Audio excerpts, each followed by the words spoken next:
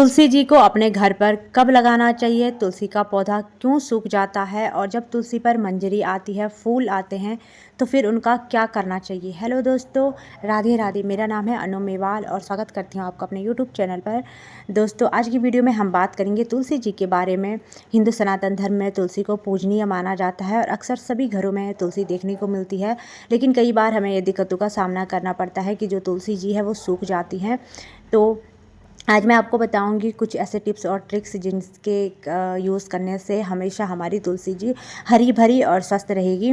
तो दोस्तों, सबसे पहले तो जब भी इस प्रकार की मंजरी आती हैं, कहा जाता है कि ये बहुत ज़्यादा शुभ संकेत होता है। और ये जो मंजरी हमारी तुलसी जी पर आती है तो इनके आने के बाद हमारी तुलसी जी को पीड़ा होती है, कष्ट होता है। तो दोस्तों, सबसे पहले इनको हटा देना चाहिए टाइम टू टाइम। जब भी आपको टाइम लगे, रविवार को छोड़कर रविवार के दिन तुलसी जी को हाथ नहीं लगाते हैं और इस तरीके के काम भी नहीं कर सकते हैं, लेकिन और दिनों में आप इन मंजरी को इस तरीके से हटा सकते हो, कटर की सहायता से काट के भी हटा सकते हो।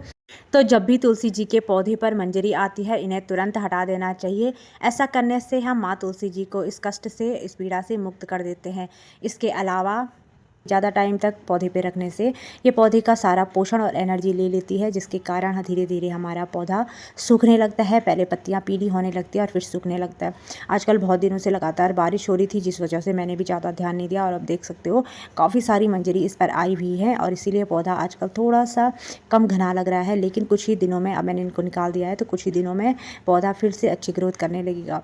एक दूसरी बात भी आपको बताना चाहूँगी दोस्तों, जब भी हम काढ़े के लिए तुलसी की पत्तियाँ निकालते हैं या फिर ऐसी चबाने के लिए, तो तुलसी की पत्तियों को अलग अलग जगहों से तोड़ने की बजाय ऊपर से, जहाँ से उसकी टहनी है वहाँ से तोड़ेंगे तो फिर इनमें नई ग्रोथ शुरू हो जाती है। तुलसी जी का पौधा जब भी आप अपने घर पे लाएं तो कोशिश करें कि गुरुवार के दिन आप उसे अपने घर पर लगाएं। उसके अलावा जब भी आप उसमें पानी चढ़ाते हैं तो पानी के साथ थोड़ा सा कच्चा दूध मिला करके चढ़ाएं, जिससे तुलसी जी हरी भरी और घनी रहती है। इसके अलावा आप रात भर लोहे की कढ़ाई में पानी रखकर छोड़ दें और सुबह तुलसी जी को दे दें।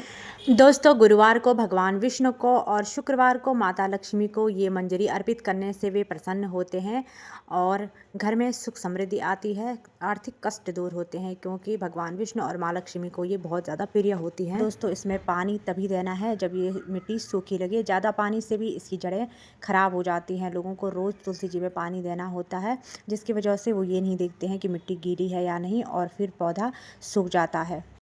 तो इन छोटी छोटी बातों का ध्यान रखने से आप अपनी तुलसी जी को हमेशा हरा भरा रख सकते हैं। बीज के लिए आप इस पर 1-2 मंजरी रख सकते हैं। दोस्तों, आज की वीडियो पसंद आई है तो एक लाइक ज़रूर से करना।